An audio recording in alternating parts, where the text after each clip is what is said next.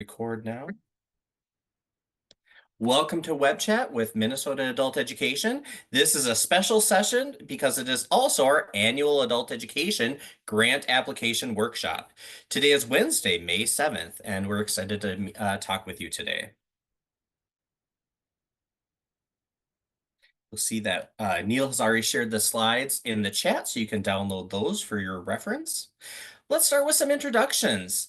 My name is Brad Haskamp. My pronouns are he, him, and I'm the state director and team supervisor here at the Minnesota Department of Education. I'm going to hand it off to Neil.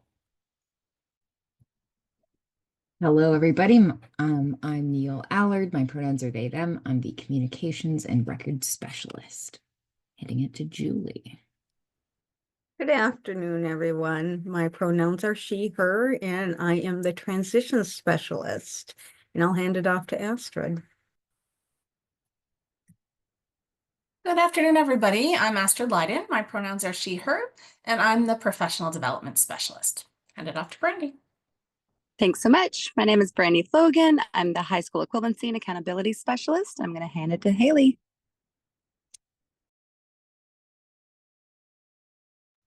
Okay, good morning, everybody, or afternoon, I should say. Of course, little tech issues getting my mic to actually pick up. So Haley Swanson, my pronouns are she, her, and I'm the records and grants specialist with the team, and I will pass it off to Jody. Good afternoon, everybody. I'm Jody Versa. My pronouns are she, her. I am the program quality specialist on the team, and I'm going to pass it off to another of our MDE colleagues who is joining us today, Bet. Hi, everyone. I'm Bet Benson. My pronouns are she, her, and I am a grant coordinator. I'm going to pass it back to Brad. Thank you so much, Bet. And thank you for joining us today. Thank you all for joining us today. It's so good to see you all virtually. And I don't know about you, but the weather is amazing here where I am in Minneapolis. For our agenda today, we're going to share some updates and announcements. And then we're going to provide an adult education grants overview.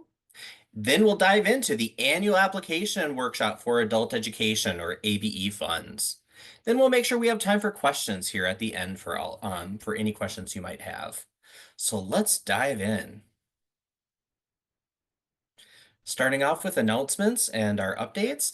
First, like Moorhead and many of you, we are recognizing all of the amazing work that you are doing as teachers and as education teams. This is Teacher Appreciation Week, and we appreciate all of the hard work that teachers do day in and day out to adapt to their learners' needs, to build their learners' skills, and to make all of our Minnesota communities better. So thank you for all of that tireless work. I know that you all recognize the important work that teachers do, whether they're in an English language learning classroom, a GED prep, or a high-set prep classroom, or whether it's another diploma program or a career pathway program.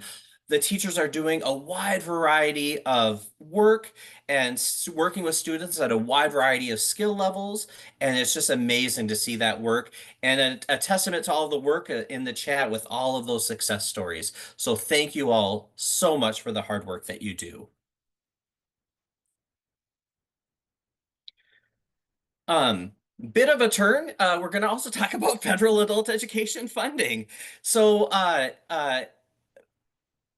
the president did release a budget last week, Friday, and this is, remember, just a proposed budget. But before I get to that, let's first talk about the 25 budget.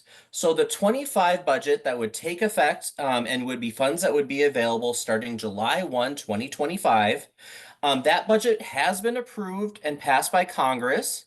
But we still do not have our estimated award memos yet from the U.S. Department of Education. So we are still holding off on any funding announcements for 25-26, we can't make any allocations yet, but that's still a little early. But we have to hold off until we get that estimated award memo for 25-26. So we're holding off until we get that from the U.S. Department of Education. So just stay tuned for that. The other piece, though, is about the 26-27 funding. So this is about the time that the president, last week, President Trump released a proposal that would be the 26-27 budget. In that budget, which has been called the skinny budget, it proposes a complete elimination of federal adult education funding. And so in that budget, it's that there is also the creation of a brand new state block grant that would focus on career pathways and especially apprenticeships. It is possible, if that budget were to go forward, that maybe adult education could access some federal money through that state block grant, but it's entirely uncertain. There's a lot of question marks and a lot of uncertainty with that, but there would be no dedicated federal adult education funding under the president's proposed budget for 26. However, please note that that is just the first step in the budget process. This is just the president's proposal. The budget has to go through the House and the Senate yet before it gets approved. And in the during Trump's first term, he did propose significant cuts to adult education, but the House and the Senate actually fully funded adult education despite that call for cuts. And in fact, we even sometimes got increases according to the Congress and the Senate passed increases to our funding. So this is just a first step in the funding process. And this is regarding, again, the budget starting July 1, 2026. And this is just about the federal funding. It does not include anything about state funding or anything else. So stay tuned. And you might also be seeing notices from COABE and other entities, and Literacy Action Network, sharing updates about what can be done or ideas about this funding proposal or budget proposal. So that is what I currently have to can share that I know about federal adult education funding.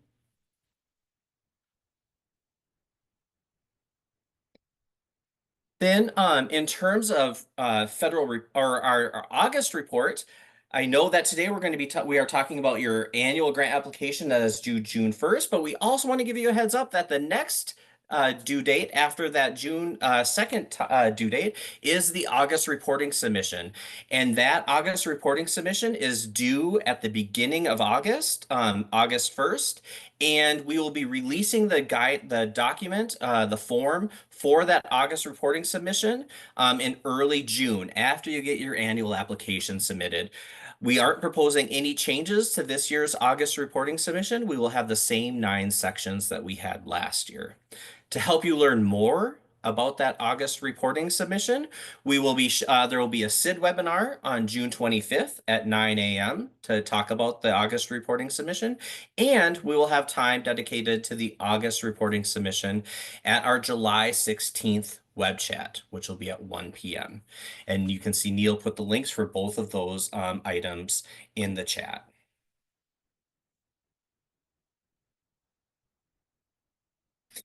We also, as part of that, have an annual volunteer report.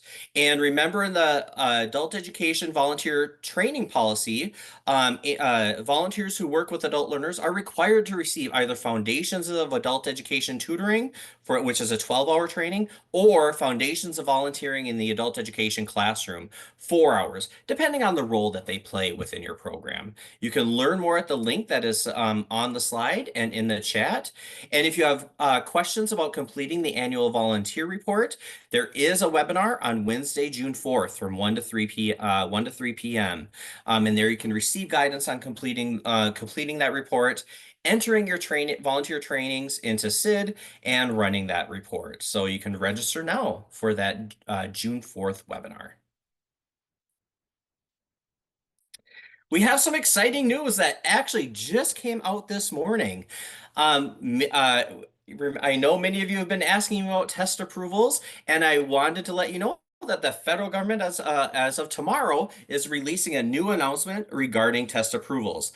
The first one is that first notice is that CASA's reading goals, the current version or version 1, and TABE 11 and 12, they will be extended for approval for 1 more year, meaning that you can use them in your programs through June 30th, 2026. So you do not need to change tests right away at the end of June of 2025 here. You actually have one more year that you can use the current CASA's reading goals and TABE 11 and 12. So you don't need to rush to make any purchases this fiscal year. So that is hopefully a relief to your program, especially as the vendors have not had those tests ready for use, and that there was a delay with the federal approval. So hopefully that gives a little bit of is a calming news for all of you in your programs. In addition to extending the approval of those currently approved tests, they are going to be announcing new tests that are approved. We already know that TABE 13 and 14 has been approved, but just a little bit of news from the test vendor about this is that there is a form to convert existing 11 and 12 TABE online to 13 and 14 licenses if you have some of those TABE online 11 and 12 test vouchers. So there is a conversion form that you can use, and the link is in the chat. Also, there is, regarding if you have paper tests, there is an order form that is available. Unfortunately, those tests will not immediately ship, but they are planned to ship mid to late June for TABE 13-14.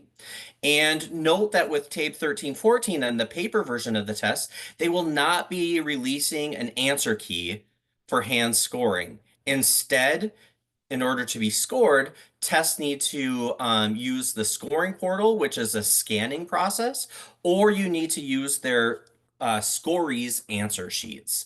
So those are the processes for scoring the paper tests for TABE 13-14, which is a shift from how that worked for TABE 11 and 12. But the other news that as part of this the federal announcement is that reading goals 2 by CASAs will be approved by the U.S. Department of Education. So we will next ask Spark to take a look at that, and that includes working with our test trainers, with our SID staff, and with the Department of Education and other local program reps to determine is this CASA's reading goals too? Do we want to approve it here in Minnesota, which is a likely yes, but Spark needs to review it and then recommend to us at the Minnesota Department of Education whether or not to approve it. We then will make an official decision, and then we need to include it in and submit it as part of our federally approved assessment policy. So even though that the federal government will say that reading goals 2 is approved nationally tomorrow, as of tomorrow, it's not yet approved in Minnesota. We need to review it and operationalize it and officially approve it before it can be used here in Minnesota. So don't buy CASA's reading goals quite yet. If you want to learn more about TABE 13 and 14, though, there is a support staff coffee break on May 16th from 10 to 11 a.m. that you can listen into and ask any questions that you might have about that, or hear any updates about TABE 13 and 14.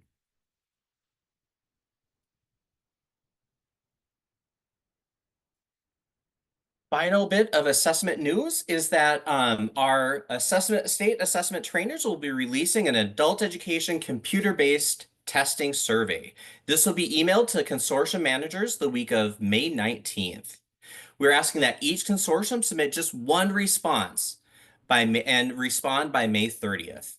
The information gathered from this survey will be used to make decisions about state purchase computer-based tests, because Southwest ABE, who is our statewide assessment trainer, they have some funds available to make purchases of computer-based tests, and that they can be distributed to programs that would make use of them. But this first step is determining which test to purchase and how many vouchers for each test to purchase. So please respond to this survey. Again, one response per consortium by May 30th.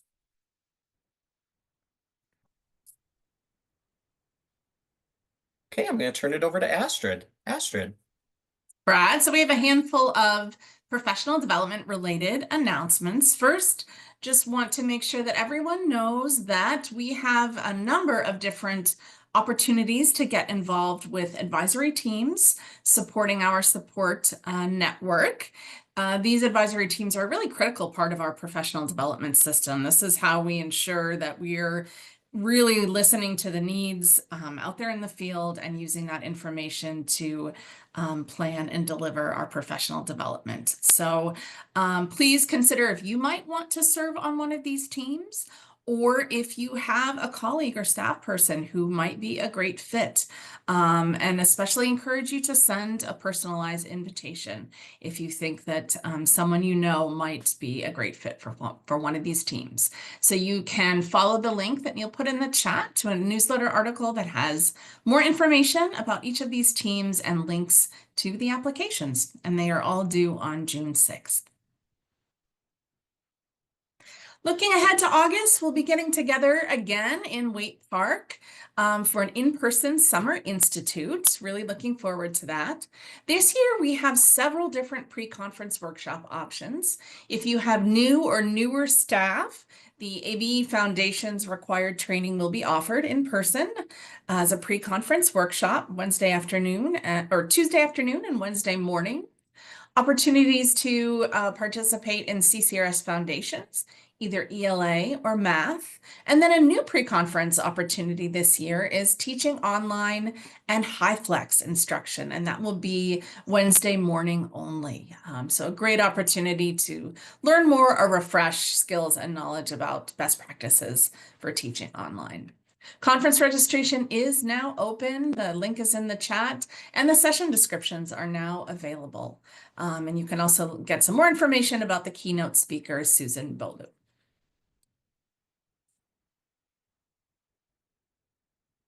Handful of opportunities coming up related to transitions professional development. There is a resource document that Carly Boschel and Atlas put together that has a comprehensive list of transitions PD dates and resources, but just a handful of things that want to make sure you're aware of. On Wednesday, August 6th, there will be an informational webinar about the new set of online statewide training classes. So this is an opportunity to learn more about the classes that will be offered in the coming year, student eligibility requirements, as well as a new streamlined referral process. Also looking ahead to this fall, we will be having the opportunity to deliver an IET Academy again through Atlas. This is a professional development opportunity targeted at programs that are interested in developing or enhancing a current integrated education and training IET course. So that will kick off with an IET Institute at Hamlin on Tuesday, September 30th. So you can follow the link to learn more about IET Academy. Also want to make sure that you mark your calendars. We already have some dates set for the coming year. So as you are looking at your staff calendars and professional development dates, hope you'll be able to take these into consideration. I won't go through all of them now, but you can reference the slides that Neil put in the chat. Please do share these dates with your colleagues and your teams. And then finally, just want to remind everyone that all of our online courses offered through the Minnesota Adult Education Support Network are now on the Canvas Learning Management System. And we have a Canvas course index where you can go to see all of the options. These courses have been very well received. We're really getting positive feedback about the Canvas platform. So we hope that you'll check these out and spread the word with your colleagues about courses that they might find helpful. And with that, I'm going to turn it over to Haley for some information about our adult ed grants. Thanks, Astrid. So in keeping with this being generally a grant application workshop webinar, we're going to do a little bit of an overview for the adult education grants available in Minnesota. Go to the next slide, Neil. Thank you. So we'll talk about each different type and a little bit of the due dates and the typical time period that they last. So In starting off, we have our annual renewal process of the state and federal ABE funds. That's typically due June 1st, as we know that annual renewal period is good for 1 year. So that is the process used to renew those ability to receive federal and state funding. So in the federal adult education competition grant, moving on to the next one, the previous was due in March of 2022. Our next competition will not be until 2028. So doing that math, that is a 6-year process for the federal adult education competition grant. For IELCE funding, so the Integrated English Literacy and Civics Education Grant, we just finished that application process this spring of 2025. The next competition will be in 2028. So that again is a 3-year process for the IELCE grants. Our ABE narrative, so that is the reauthorization to receive the state ABE funds. That happens generally around June 1st is the typical due date. And that was a 5-year period and is going to roll over into a 6-year period coming up. Other grants such as P2P, so Pathways to Prosperity, or foundation grants, that varies for typical due date and for time period as those applications are approved. Thank you. So in regards to discussing the federal and state education funding, we have FIN 438, so the federal adult education funding, and the federal competition is that application is the reauthorization process for federal funding. 2025-26 will be the 4th year of the current 6-year grant cycle. No federal adult education grant competition will exist this year. As mentioned, the next competition is scheduled for spring 2028. In regards to state adult education funding, FIN 322, that ABE consortium narrative is that reauthorization process for state funding. So like I mentioned, what has been historically a 5-year process is going to move up to a 6-year cycle for that narrative process. So each year, a group of around 7 to 9 consortia are required to submit that narrative. The current grantees must submit the annual application each year, regardless of narrative or federal cycle. You still need to submit that annual application each year in order to receive that state and federal ABE funding to be eligible for it.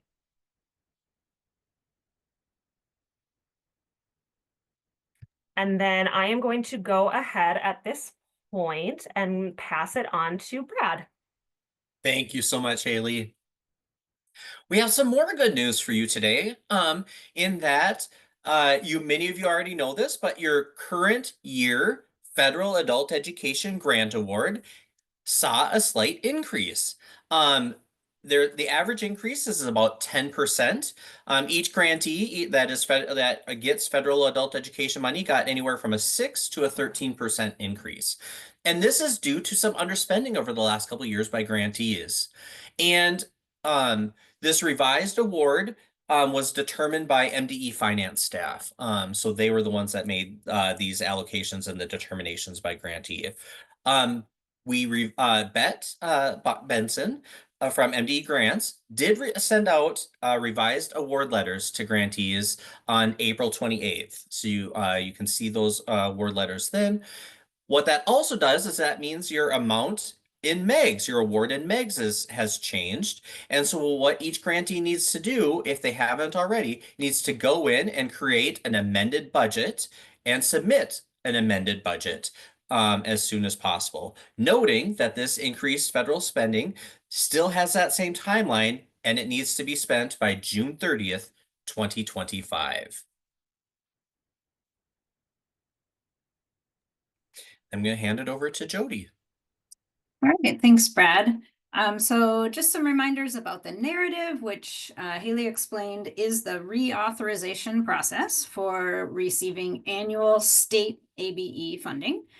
So I know those of you who are in this group are working very hard, kind of in the home stretch of your narrative, which is due on June 2nd this year. For those of you, when you turn in your narrative on the 2nd, you can breathe a sigh of relief and take a little time off. And then sort of the final step in the process is that a couple of us from our MDE team will come out for a site visit this summer or this fall.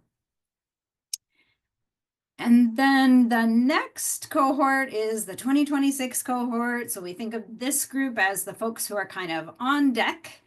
So I have reached out to managers in all of these programs. Thank you for getting back to me about your reviewers. So just a reminder for folks in these consortia that your first task in the narrative process is to read and score the narratives that will be submitted this year during the month of June. Then we'll be doing a full day meeting virtually on Tuesday, June 24th to talk about those narratives and to complete a review form together as a group. Then you all have some time off from thinking about the narrative, and your narrative writing process kicks off with the Narrative Writers Workshop, which is scheduled for Tuesday, October 7th. Again, that will be virtual, and that will be a all day or most of the day kind of an event. And then I'm going to pass it to Julie. Thank you, Jody. Before I go on to discuss integrated English literacy and civics education, I noticed a question in the chat that pertains to what Brad had covered on the slide about submitting the budget. And it's, do we need to have our executive director submit this amended budget, or can we as ABE managers do this? So with that funding, it would be the Jody and or Bet. I need your help on this one. Yeah, I I go ahead, believe, Jody. yeah, I think we're going to say the same thing, Brad. I do believe, Tracy, that it is the same sort of process as submitting the initial budget or the application, and that yes, whoever is the Iowa or the designated person or people that the Iowa has given that authority to will have to be the one that actually hits submit on the budget. That is my understanding. Yeah, and that is confirming. Great. Yeah, that's what I was going to say, but you said it more eloquently, so I really appreciate that, Jody. No problem. All right, thank you for that. Moving on to integrated English literacy and civics education, IELCE. The request for proposals was out in early January, late December, I believe, and we estimated that we'd have, roughly a little under $1 million to provide to 7 grantees. The Department of Education received 19 grant applications with a total requested amount of just over $2 million. So the grants have been reviewed. Our current situation is that we cannot move forward with the grant announcements until Octay, our federal office, sends an email letter confirming the estimated amount for this upcoming year. The letter typically comes in March or April, but sometimes it's sent later, and Brad has noted that it's been sent sometimes as late as July. This will likely delay grant announcements and the official grant award notification process. So that's currently where we're at for all those programs that submitted grant applications. And then I'll turn it over to you, Brad. Thank you, Julie. So let's start talking about contact hours and funding for 25-26. Even though there's a lot of uncertainties yet, we don't have our federal award estimate yet. The state legislature hasn't determined final allocations yet and finished out their education bill. So, but we can still start with some of these points. Remember that hours from May 1st, 2024 to April 30th, 2025 will be used to calculate adult education grant funding for 25-26. The total amount of state funding available for this upcoming year, 2025-2026, may be equal to last year, or it's potential that there may be a small increase, anywhere up to 3%. Again, we're not quite sure what that is going to be yet, as the state legislature finalizes their budget proposals and votes upon their budget proposals. At the same time, In terms of hours have increased statewide. So again, when the total amount of contact hours goes up, especially when funding is flat, that means the contact hour rate will go down, would go down. So that is kind of the mode that we are probably in for this upcoming year.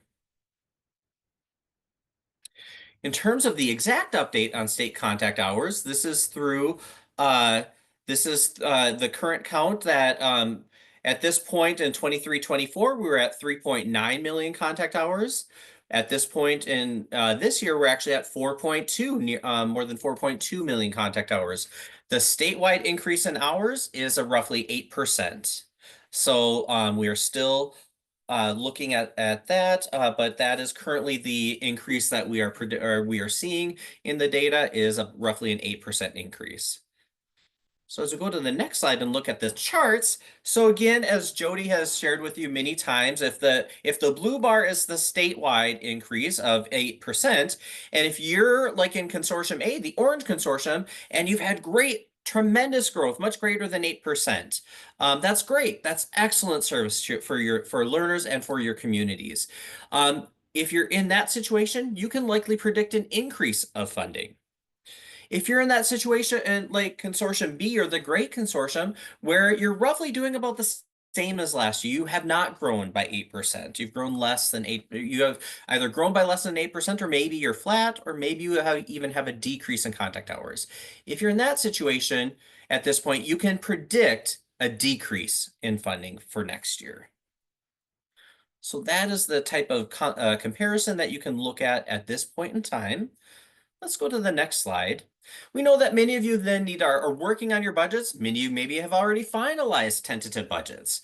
There are some resources on funding and budgeting available to you. Neil has put the link in the chat. There is the recording for administrators. Where do you begin on budgeting for the upcoming year? Thanks to Atlas and MD staff, Jody, for participating in that session. And you can listen into that recording if you have any questions or want to utilize that as a resource. Okay, at this point in time, I am going to hand it off to Jody. All right, thank you, Brad. So now we've given you kind of all of the updates and background information that we had, and the rest of our time today we will spend talking about the annual Adult Education or ABE grant application. So as a starting point, the first thing I want to make sure is really clear is who needs to be worried about this? Who submits the annual application? So our adult education system here in the state of Minnesota is organized into consortia. We currently have 39 consortia across the state, and each consortium has a single fiscal agent entity. In most cases, that's a school district, but we know we've got some other types as well, CBOs and some tribal nations. And many consortia also have additional providers, additional members, additional organizations within the consortium, but it is only the fiscal agent entity that is responsible to submit this application. So we here at MDE are expecting 39 applications, one from each consortium. If you're not sure whether or not you work for the fiscal agent or where you fit within a consortium, definitely something to ask other folks in your program and kind of find out whether you need to be paying attention about this application or whether that's somebody else's responsibility. So then just a reminder that the way that this annual application gets submitted changed significantly last year. For many years in the past, the application was available in SERVs, and now we are using a newer updated software system called MEGS. MEGS stands for Minnesota Education Grant System. So last year at this time, our application was just getting rolled out and all of us were new to the system of MEGS. And thankfully, we're in a better spot this year where we have a lot more understanding of MEGS, and hopefully you or at least some folks in your business office also have now gotten some experience with MEGS. So again, this year, the application will be filled out directly within MEGS. So just first of all, kind of very broad overview of the annual application process. As I mentioned, the information itself is entered, keyed in directly into the MEGS software system. So there's a section on contact information. There's a narrative section that's very brief. It's not very extensive. And then there are the tables, and we'll go into details about the tables in a minute. At any point in that process, your Iowa, who is the identified official with authority, can go in and accept the assurances. There are many grant assurances associated with this grant. We do encourage you to read those and be familiar with them. But just note that it is only the Iowa or the designated person by the Iowa who can actually click the button in MEGS to accept the assurances.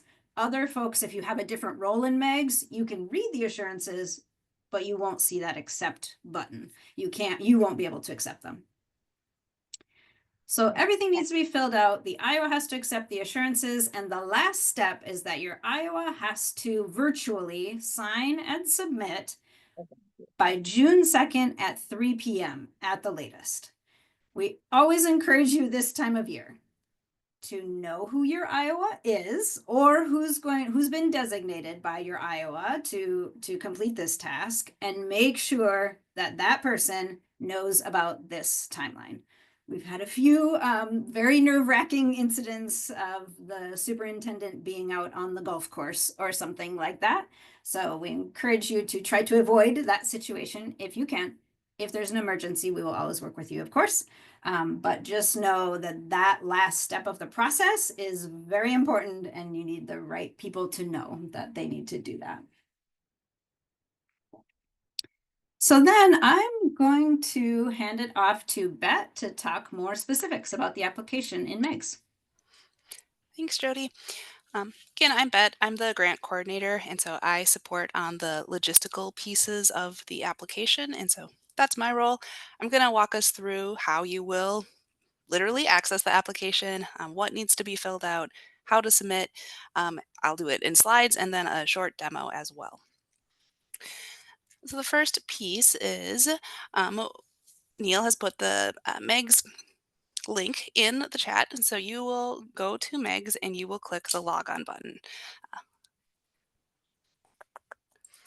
That is going to bring you to your login page. MEGS is accessed through the Education Identity and Access Management System, or EDIM, with many acronyms. And so you will enter your EDIM user ID and password to then access the MEGS system. If you do not have an EDIM account, that will be your first step. You will create that account by following the Don't Have an Account, Create Account link underneath the login box. And then once you have done that, you will need to work with your Iowa or business office to have them assign you access in MEGS. So that is something that happens on your organization's side. We at MDE can't grant you access to MEGS. That happens through your school district or your organization.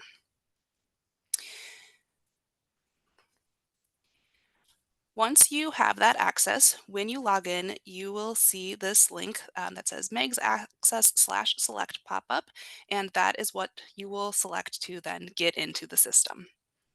The application has been live since April 21st, so just over a couple weeks, and I know that at least 14 of you all have logged in and actually clicked the application button to start, so that's great to see, but there is, of course, plenty of time to do that. We've got a bit of time before June 2nd, but it is available to you, so you are now able to go ahead and start that application process. Check if you log in to EDIM to try and access MEGS and you are unable to get in, first contact your business office. They can try and sort it out. And then if additional support is needed, go ahead and email that megs.mde@state.mn.us email address for support. Now that you're in MEGS, you will open up a landing page that is organized by state fiscal year. And so you're going to want to make sure that you are in the 2026 fiscal year. And then you will see a variety of boxes. Each box is, we call them tiles in MEGS, and each tile is a grant opportunity or a funding opportunity. And so adult basic education, starting with an A, it's going to be the one of the top options that you see.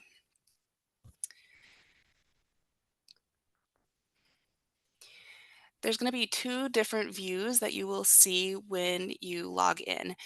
On the left, if it's your first time accessing the application, it's going to look like it does on the left, where it says create an application for, and then 2026 is the hyperlink. You would click 2026, and then that would open up the application for you.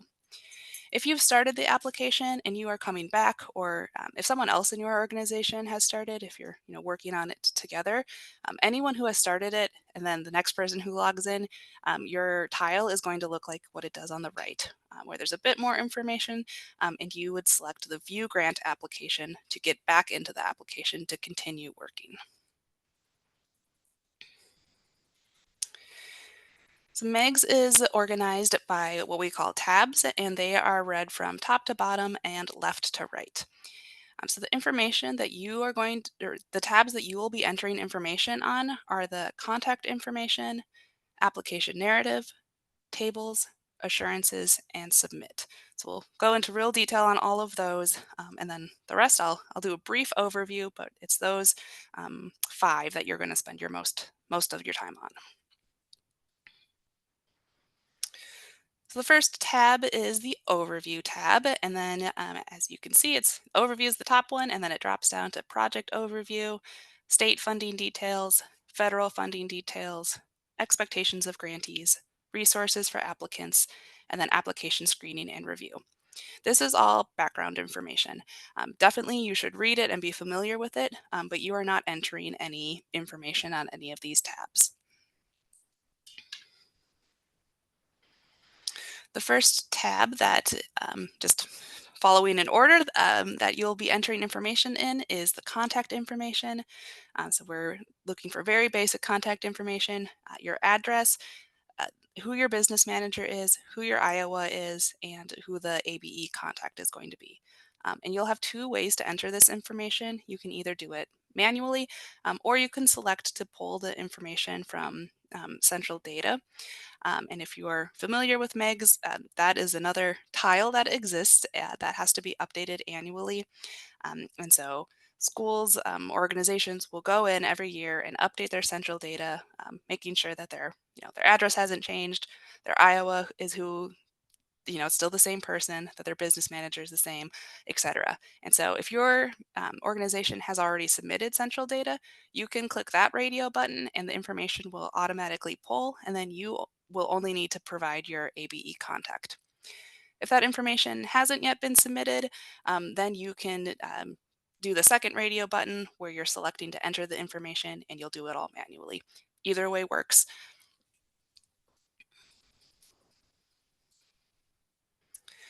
The next tab over is the application narrative, and as Jody said, it's very short.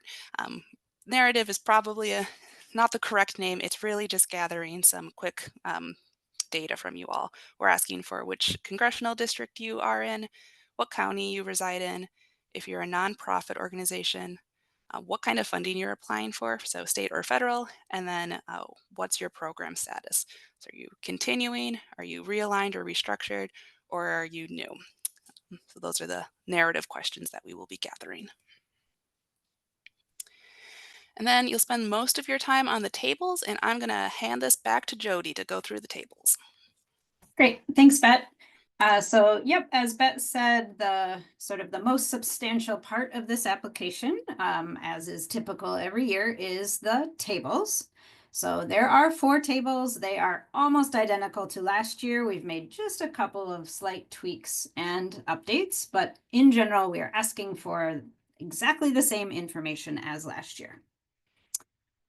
So the first table is Table A. This is where you will report your student enrollment and your contact hours. This, as hopefully you know, is arguably the most important part of your application, because this is where we get the data that we use in the calculation of grant award amounts for next year.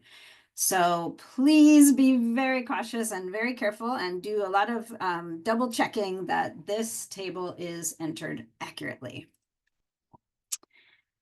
You will be pulling your data from SID in order to enter it into the Table A. This is a screenshot of that Table A report in SID. Note the time frame for Table A is not the same as the program year. We sometimes refer to it as the contact hour reporting period. So it is May 1st, 2024 to April 30th, 2025. So make really sure you've got those dates correct when you pull this table. And I just want to emphasize also that sometimes folks have a misunderstanding that in our office, we pull your contact hour data directly from SID.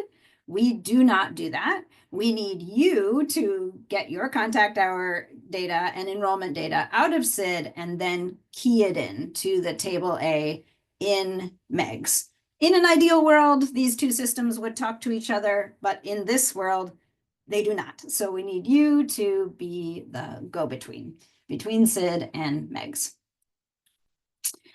And just reminders, excuse me, and recommendations for Table A. As I mentioned, this data is really important. So, be mindful about its accuracy. Also, as I mentioned, the hours on this Table A, this is what we will use in our official aid calculation. We don't pull anything directly from SID. Please check. Data entry errors could be detrimental to your funding. And we really recommend when you pull that Table A report from SID, we recommend that you download it. It could be a PDF or an Excel doc, and keep that for your own records. We have occasionally had this issue of somebody will, reach out to us over the summer or in the fall and say, wait, my hours in SID don't total the hours that it shows on the entitlement report. What happened? And we can look back and investigate that, but it's really helpful at that moment if you can look back and see exactly what your Table A report told you when you pulled it and entered it into the annual application. So we just recommend that you do that for your own record keeping in case there's any question moving forward. The last important piece of advice about Table A is we know that it is currently May, which means that anyone who has access to SID that can enter attendance, they can be entering hours and attendance for April. So this time of year, you all need to be very conscious and very careful that all of those April hours are entered before you run your Table A report. Again, this is something that has happened. It happens once in a while, maybe not every year, but 1 out of every 2 or 3, I would say, we get a frantic call in June, like, oh no, we had a teacher that entered some more hours on May 28th and we didn't know. So just try to communicate the best you can with everybody who's entering attendance that those April hours should all be completely entered before you run this report and before you enter your data into MEGS. Then the next table is Table 7. This one is where you report your staff. And this is divided into several columns where you report part-time staff, full-time staff, and then volunteers. This table is pretty straightforward, but just a couple reminders and recommendations. Again, in order to get the information from this report, you run your Table 7 report in SID, and then you'll need to key it in here. We recommend when you run that report in SID, make sure you eyeball it and make sure that your staff numbers and your volunteer numbers are what you expect. Sometimes we understand that if you have staff and volunteers that are no longer in the program, they will still show on this report if you haven't given them an end date. So that this might be a time to do some of that cleanup to make sure that the correct number of staff and volunteers are showing on the report, and that anybody that needs to have an end date before this program year, that you go in and add that end date so they aren't counted. So once you are confident you have correct data from that report in SID, then you go ahead and enter that data into the table 7 in MEGS. And we did update and add a little tweak this year on table 7, which there is a new consistency check. It's just going to make sure that the total number of teachers that you enter has to match the total number of teachers you report in the teacher's year of experience section. Probably you won't even notice that, but it could help prevent a data entry error, basically. So that is just one new thing we updated this year. The next table, the third table, is table 14, which is where you report about the providers and what kind of providers are in your consortium, and the funding and how federal and state funding flows from the fiscal agent to other kinds of providers. You'll see in column B, each application should have a number 1 somewhere in column B. That's the fiscal agent entity, and all of you only have one fiscal agent. And again, that'll be a consistency check. If you enter a 2 in column B, it will give you an error. You won't be able to keep going.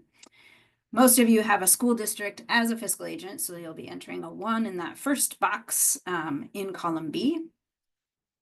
Column C is additional providers and sort of what categories they fit in. Column D is about IELCE grantees. So how many grantees are there in the consortium, if any? Some of you don't have any, which is fine. The column E is about federal funding, so you should include the amount of any IELCE grants in that total. And then the next column F is a percentage that will automatically calculate, so you don't have to worry about that one. And then column G is about state funding.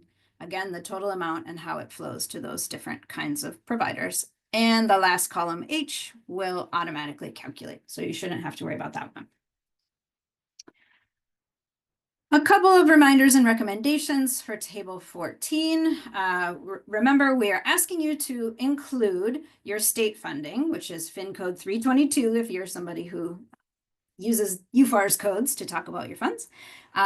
So state funding, FIN code 322, your regular federal ABE funding, or FIN code 438. And your IELCE grants, if you have any, and those are FIN code 801. So in column E, where you need to report a federal funds total, we just want to make sure that you enter the total amount on the most recent award letter, which was sent out in April of this year. So as Brad mentioned, we were able to add a little bit of federal funding to everybody's grant. All consortia that receive a federal grant got a little bump. So please do use that bigger amount as your starting point that you are going to report here, and add in the amount of any IELCE awards for any providers in your consortium. So that total should be in column E.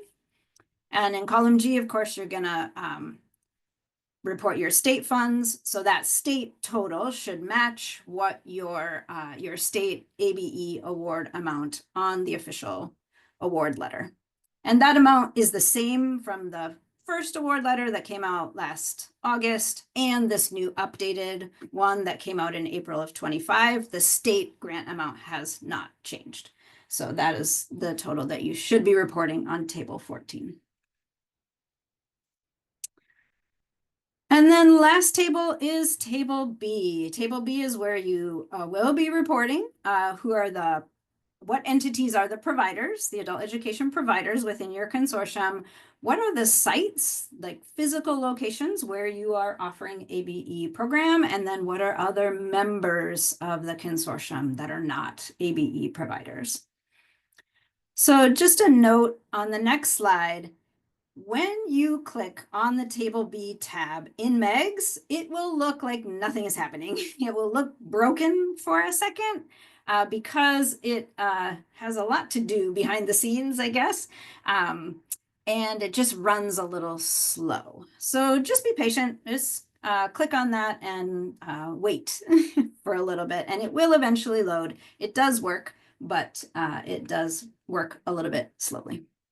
Jody, this Yes. is Julie, and we have a question in the chat. Yep. Is there a way to see our annual funding applications from last year in MEGS, just for reference? Yeah, good question. Yes, there should be. I mean, assuming that you have MEGS access, that when you log into MEGS, you can choose fiscal years, right? So the application you're going to be working on and submitting in June will be listed under 2026. But if you click on 2025, then you should be able to see that application that you submitted last year. So good question. All right, then just a couple of reminders and explanation about Table B. Remember that when we use the term provider, we are referring to any organization that hires their own teachers and provides their own adult education instruction. And so we know that some consortia only have one provider, and some consortia have many providers. So this is an example of something that does vary quite a bit across our statewide system. But if any entity that receives funding either directly from MDE or downstream from the fiscal agent, that organization is a provider and needs to be listed.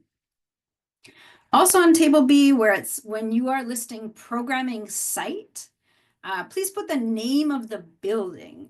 So the way, if you were telling just somebody in the community where to go, how would you refer to that building, right? So it could be, Central Library, or could be, Marshall Community Education Building, but tell us the name of the building. And please use a complete mappable address and include the zip code. We do some mapping of these ABE sites, so we appreciate having an accurate address. I see, Clarice, you have a question. Go ahead. Hi, Jody. I just remember being confused on this particular section last year. Can you hear me okay? Yes. Yeah, go ahead, Clarice. Yep. Okay. So a provider is any entity that pays for one or more instructors. Yes. If a provider, like one school district, is paying instructors, but then they are submitting an invoice to another school for that instructor because the other school is the fiscal agent. Right. So, yeah. So in that case, definitely the entity that is employing the teachers is a provider. Okay.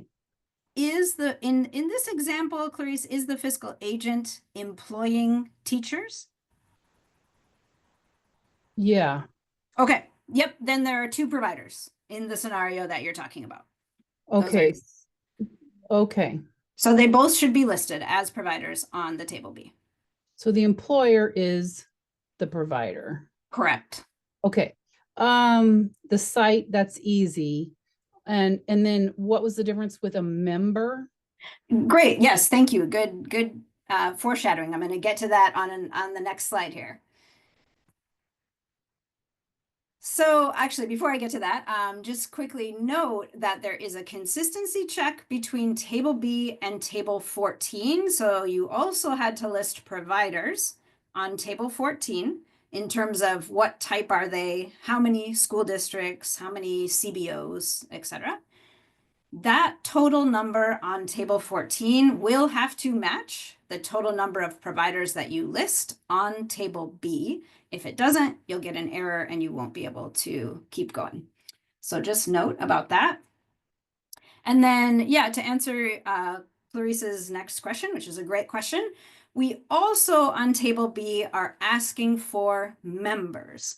So what we say when we mean consortium members is we are talking about, typically this is going to be districts. So districts that belong to your consortium that are within the geographic area that is served by your consortium, but they do not run their own ABE programming. So they don't hire any teachers, they don't have their own programming, but information associated with that district, like the census count and the K-12 LEP count, and the over 25 no diploma count, those numbers are included in the calculation of your grant award amount.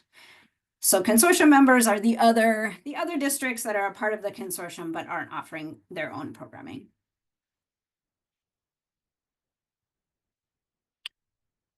So I'm going to pause for a second. Are there, Clarice, you can let us know if that answered your question. And are there any other questions about tables? Great.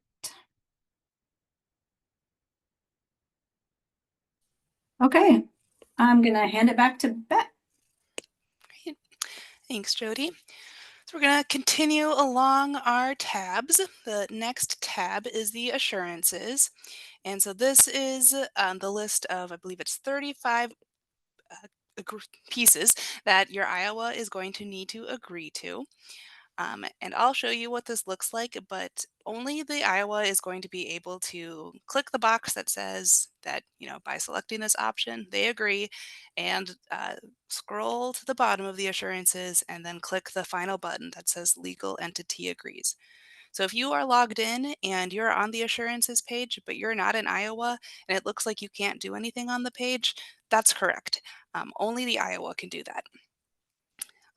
And we do have a note here that the Iowa must accept the assurances before submitting, and they can do so at any time in the process. So it doesn't need to be one of the last things that they could do. You could have your Iowa login today, and they could read through the assurances and agree. So just because we're saying it, at this point in the tab structure, doesn't mean it has to wait.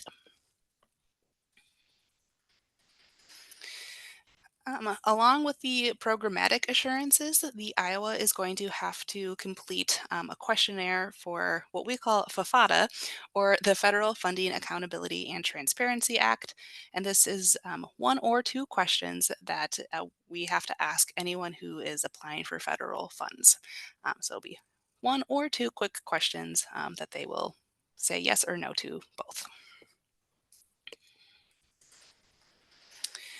The last tab that is really important is the Submit tab. And so when you are ready to submit your application, what you're going to want to do is run a consistency check. And so this consistency check is going to go through the narrative tab, the contact information, the tables, and make sure that information was entered everywhere the system expects to see information. And it's going to check that those tables that talk to each other are matching up as they should be, and that from a data entry point, everything seems to have been filled out. So you'll have to run a consistency check. And if you run that and there are any issues, that will pop up, which we have a screenshot of on the next slide, and it will tell you exactly what those issues are, and then you're able to go back, make those updates. You would then run the consistency check again, and then be able to submit. I do see a question about, can FFATA be done early as well? Yes, yep, that part can also be done early. So once you've made those updates and you've run the consistency check, you will get a notification. It will say, whoever ran the consistency check, they ran the consistency check, and that locked the application on the specific date. And then if you are the Iowa or you have Iowa, access, you will then see the Submit to MDE button. And then, of course, clicking that, you're submitting your application, and that's the final piece. If you're not in Iowa, you will not see the Submit button. Once it has been submitted, then you'll see this notification. The application has been submitted for review, and you kind of have your list of dates there saying when each step happened. In our example here, the assurances were completed on April 26th, and then the consistency check was run on the 30th, and then it was submitted on the 30th. So assurances, those pieces, doesn't have to happen on the same day. Those can happen sooner.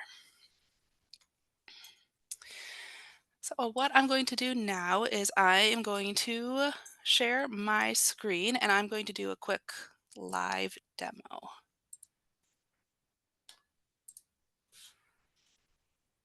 All right. Can I just get a quick confirmation that you can see my application window? Yep, looks good, Beth. Perfect. All right. So I have logged in. This is a test account. So, Anoka Hennepin, if you're on, don't worry, I'm not changing anything about your application. We're just using you as our example. But when you log in, you will see each of the tiles with the funding opportunities. And again, you're going to want to make sure you're in 2026. And here's where you would drop down and you could go to 2025 and then see that past application for reference if you wanted. But we're in 2026. And in our example here, someone's already gone in and created the application. So I'm going to select View Grant Application. And then the application opens and I'm able to move along my tabs for each piece. So again, you're going to enter information and contact information. And this is where we have that central data option. So if the information's been entered, you can select that button and the information will fill out. And you will have to enter your ABE contact. Otherwise, you can select to enter the information manually. Again, either works. The next tab is your application narrative. If you're wondering what that pop-up was, it was just you left this blank. Are you sure you want to navigate away? Yes, because I'm just doing a quick demo. So it's fine that I'm not entering information here. But here's where you enter your congressional district, what county you are in, if you're a nonprofit organization, what kind of funding you're applying for, and then your program status. The next tab over is tiles, and so you'll see the table A, table 7, table 14, and table B. You'll go through and fill all of those out. Assurances. So I am logged in as an Iowa example, and so because of that, I am able to click the checkbox by selecting. But again, if you are logged in and you're not the Iowa, I think you wouldn't even see the checkbox, or it would be grayed out. If you tried to click, just nothing would happen. And then the Iowa does need to scroll all the way to the bottom. And then once they've selected that checkbox and click legal entity agrees, then the date and then their name is going to fill in these boxes. They don't need to enter the date. They're grayed out. They can't enter any information. Once they've done it in the system, that will automatically fill in. We've got the FFATA information again. So depending on how you answer this question, you may have to answer a second question.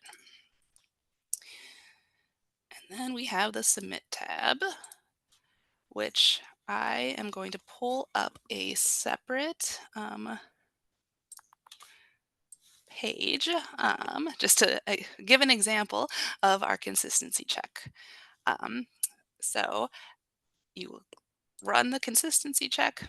Oh no, I'll go through this super fast. Oh.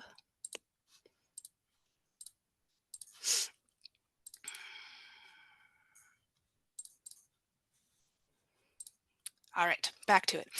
All right, I'm going to run the consistency check. And so it's running, it's thinking.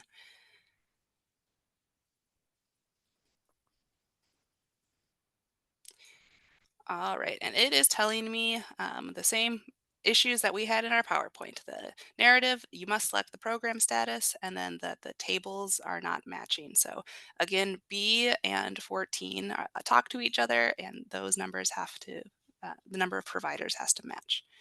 So I can go to my application narrative. Scroll, I see, oh, I did not enter what my program status is. So now that I've entered that, I can then go to the tables. And it was that table B didn't match my table 14. So I clicked B, and here's an example. It's thinking, but yeah, it does seem like nothing's happening. So just be patient as table B is loading into the system. And I'm kind of made a mistake. I should have gone to 14 first to show the number of providers, but I can tell you that I had entered 2 providers in table 14, and in table B, I had only entered 1 provider, and so I know that I need to add a second because I said that there was 2. So I'm going to do that real quick.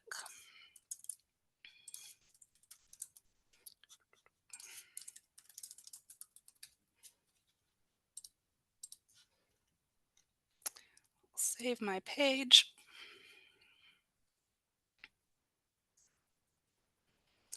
And then I'm going to go back to submit. I'm going to run my consistency check again, and fingers crossed, everything is fixed.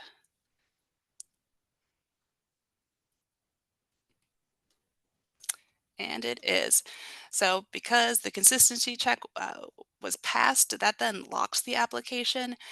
You can unlock it, so you can go back. It has not been submitted yet at this point.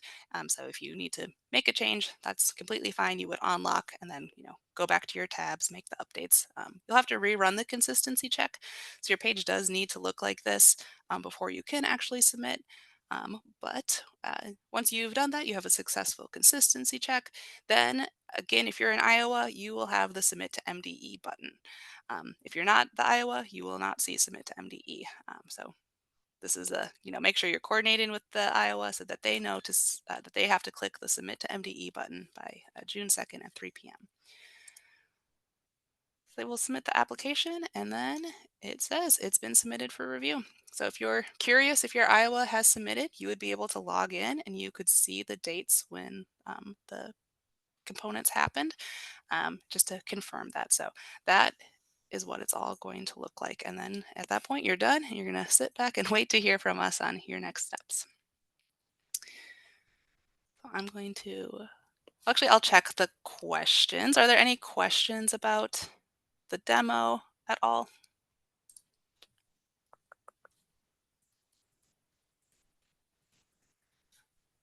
I'm not seeing any. Just back to the slideshow then. So if you have Meg's issues, we have the email that you can send your questions to. You can also reach out to myself or anyone on the ABE team, and we'll do our best to get you the answer that you need. I think I will pass it. I mean, I'm here, but I'll pass it back to Jody as well and the rest of the team if you have any question on any of these pieces. Thank you so much, Bet. This is really helpful. Thank you also, Jody, for walking us through the grants tables and the grants process. Extremely helpful and so much better now that this is our second year working within MEGS. It just feels there are a lot fewer questions, and it's feeling a little bit more comfortable or a little bit more familiar this year. Do any folks have any questions? I see a question in the chat. How and or when do we print our application to add to our ABE narrative? Jody, are you able to talk about that? Yeah, that's a really good question, Jen. Definitely when is after it has been submitted. Honestly, I will need to kind of look back in my notes and remember what we told folks last year. So that's a really good reminder, Jen. I will make sure, and for anybody else, if you are doing your narrative, remember you do have to include your application in the narrative. And I will be sure to email all of you that you in the 2025 narrative cohort to give you some more guidance about how to do that. So, yep, thanks for the heads up. That is a good question. Excellent. Thank you, Jody. And then the next question is, for level gains, do we use July 1st to April 30th? We don't ask for level gains with the reports in the June report, right, Jody? Right. So, Scott, I think you are asking about the narrative. Is that what you are asking about? Because there is a level gain report required in the narrative. Hmm. And point. yes, you do use July 1 to April 30th as the dates for that report, but it is not a part of in the annual application that everybody is filling out. We do not require any reporting about level gains, only student numbers and student hours.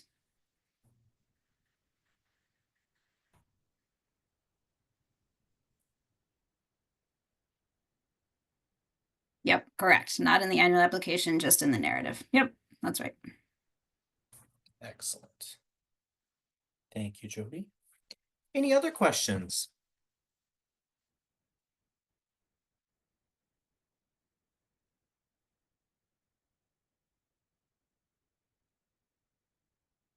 Okay, let's go through the next couple slides and then we'll stop the recording. And then if there are any persistent questions at that point, we're happy to tackle them then. Remember that the materials for today, including the recording, the slides, they will be posted on the Literacy Action Network website. Neil has put the link in the chat, and it can also be found on the MN ABE State Presentations website as well. We have our web chats for 2025-2026. Our next web chat will be Wednesday, July 16th, 2025. And then following the consistent Wednesday, then September 17th, February 11th in 2026, and May 6th will be the next annual grant application webinar in 2026. All of those web chats are from 1 p.m. to 2:30 p.m.